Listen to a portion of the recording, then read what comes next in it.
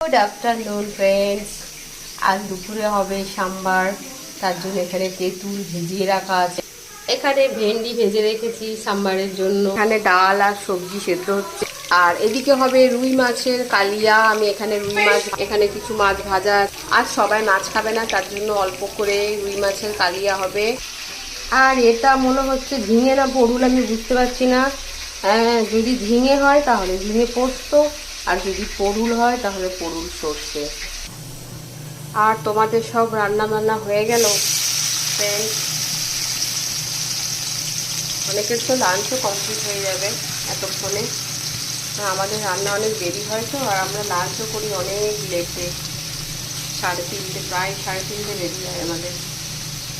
ঠিক আছে, তাহলে সব জানাও কার কত দূর, মানে রান্না বান্না হয়ে গেছে কিনা, খাওয়া দাওয়া কমপ্লিট কিনা।